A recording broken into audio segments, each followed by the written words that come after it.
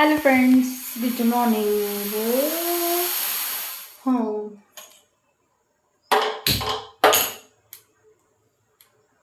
Hello friends, good morning. मी प्राजक्ता तुमच्या माझ्या चॅनलमध्ये पुन्हा एकदा मनापासून स्वागत करते. तर आज तारीख आहे किती?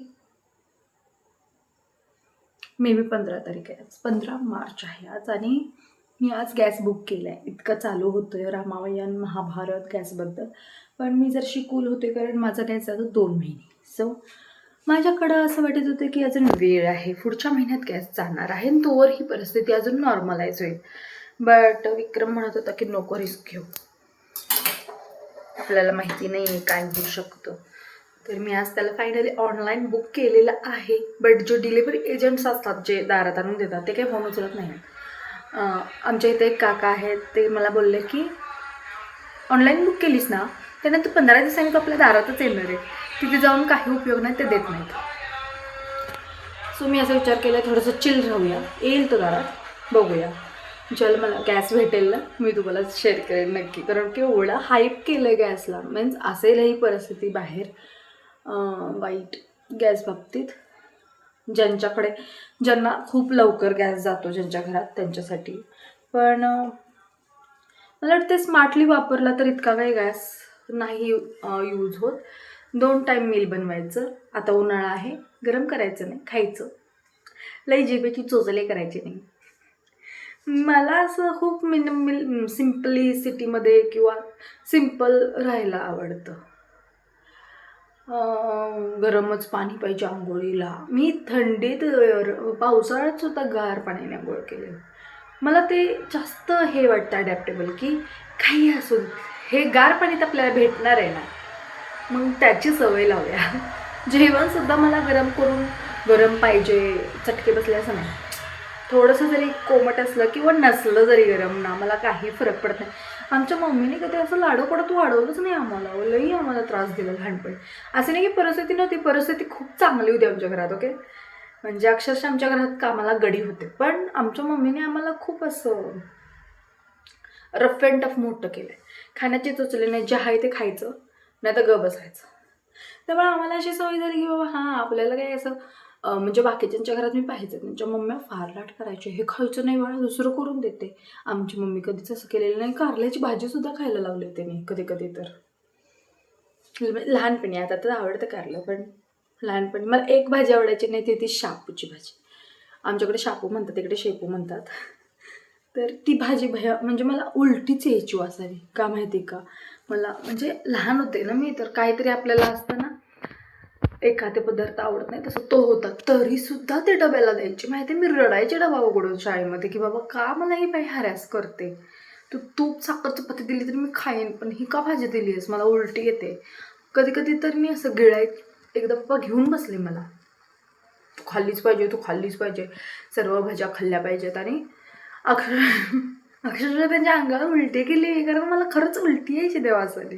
म्हणजे खोटं नव्हतं करत मी, खरंच असं घडायचं. आणि आता मला आवडते शापूची भाजी, मी खाते आवडीने. आणि म्हणजे असं असतं ना, तरीसुद्धा इतकं आम्हाला स्ट्रिक्ट वागणूक होते आमच्या घरामध्ये. मला असं वाटतं की लहानपणीच आपण सगळं खाल्लं ना, मोठेपणी अवघड जात नाही. आत्ता पण मोठी मोठी मुलं बघतो मी. आमच्या घरातच एक मुलगा आहे, आमच्या घरात 3 लेडीज आणि एक मुलगा आहे राहायला. कळलं असेल तुम्हाला तो मुलगा कोण आहे. आणि जेवढे चोचलेत की नाही त्या माणसाचे, हे नग ते नग ते नग ते नग. तरी मी आता खूप चांगली वळण लावले त्याला, हेल्दी खायला शिकवले. घरात असा एखादा मुलगा आहे का, मला कॉमेंट करून सांगा. तर आज विक्रमने ना दोघींचे पण शूज वॉश केले होते आणि खूप स्वच्छ धुतले होते. आला घातला होता, वेणचा जो आला येतो तो, आणि त्याने खूप स्वच्छ निघले होते.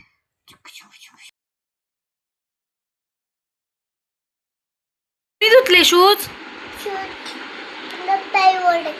पप्पांनी शूज धुतले का.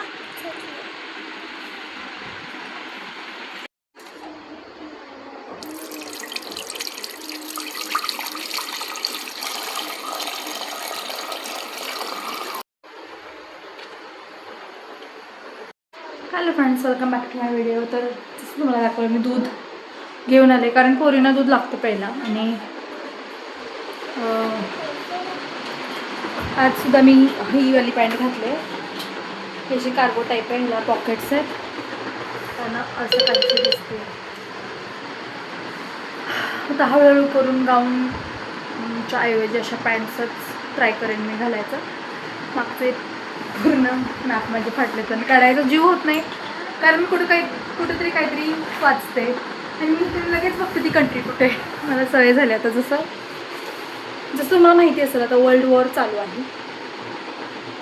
वर्ल्ड वॉर म्हणू शकत नाही, पण इस्रायल आणि इराकमध्ये वॉर चालू आहे आणि आपल्याकडे LPG गॅस येत नाही आहे. तर काय येत नाही आहे, तर तो काय म्हणतात ते थ्रेट ऑफ हॉर्मोज कुठं आहे, तर ते मी बघते. बघा इथं आहे तो हॉर्मोज, दिसतंय काय तुम्हाला? नाव असं आहे ना. तर ह्या नकाशात बघा, इथे आहे तो थ्रेट ऑफ हॉर्मोज, हां, जो येतो इराणच्या ताब्यामध्ये. आणि आपण सगळ्यात जास्त आपणच त्यांच्याकडून LPG किंवा ऑइल घेतो. सो आता युद्ध चाललं आहे इथे इराण आणि इस्रायल. इस्रायल केवढा छोटा आहे माहिती आहे का तुम्हाला?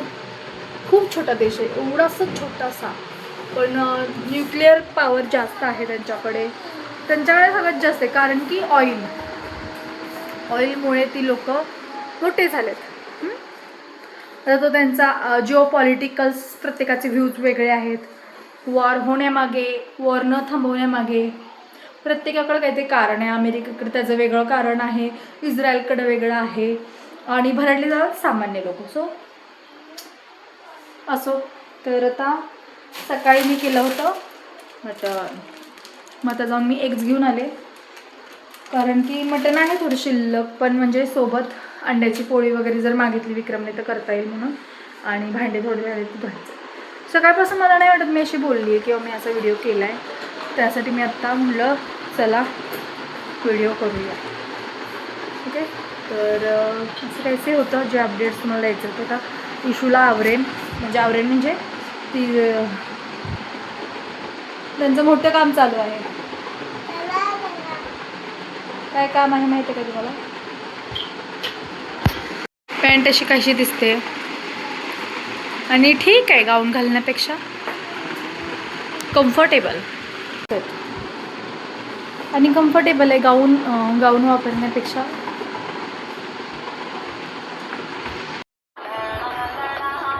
इकडे बघ, माझ्याकडे बघून डान्स कर.